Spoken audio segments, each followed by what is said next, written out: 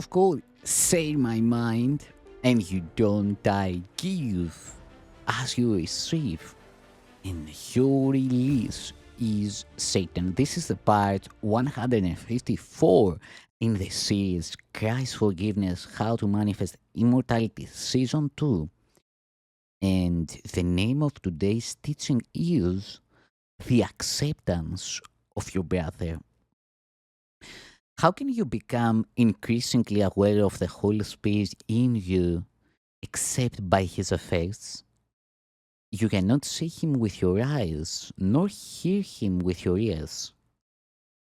How then can you perceive him at all? If you inspire joy and others react to you with joy, even though you are not experiencing joy yourself, there must be something in you that is capable of producing it. If it is in you and can produce joy, and if you see that it does produce joy in others, you must be dissociating it in yourself. It seems to you that the Holy Spirit does not produce joy consistently in you only because you do not consistently arouse joy in others. Their reactions to you are your evaluations of His consistency. When you are inconsistent, you will not always give rise to joy, and so you will not always recognize His consistency. What you offer to your brother, you offer to him, because he cannot go beyond your offering in his giving. This is not because he limits his giving, but simply because you have limited your receiving. The decision to receive is the decision to accept. If your brothers are part of you, will you accept them? Only they can teach you what you are, for your learning is the result of what you taught them. What you call upon in them, you call upon in yourself. And as you call upon it in them, it becomes real to you. God has but one Son, knowing them all as one. Only God Himself is more than they, but they are not less than He is. Would you know what this means? If what you do to my brother, you do to me, and if you do everything for yourself because we are part of you, everything we do belongs to you as well.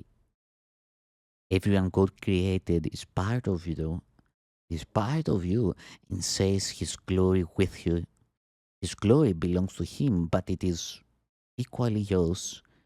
You cannot then be less glorious than He is.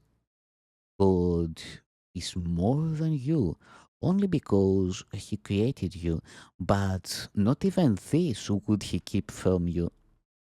Therefore, you can create as He did, and your dissociation will not alter this. Neither God's light nor yours is dimmed because you do not see. Those the sonship must create as one. You remember creation whenever you recognize part of creation. Each part you remember adds to your wholeness because each part is whole. Wholeness is indivisible, but you cannot learn of your wholeness until you see it everywhere. You can know yourself only as God knows His Son, for knowledge is shared with God. When you awaken Him, you will know your magnitude by accepting His limitlessness as yours. But meanwhile, you will judge it as you judge your brothers and will accept it as you accept His. You are not yet awake, but you can learn how to awaken. Very simply, the Holy Spirit teaches you to awaken others. As you see them awaken, you will learn what waking means, and because you have chosen to wake them, their gratitude and their appreciations of what you have given them will teach you its value. They will become the witnesses to your reality as you were created witnesses to God's. Yet, when the sonship comes together and accepts its oneness, it will be known by its creations who witness to its reality as the Son does the Father to the Father. Miracles have no place in eternity because they are reparative.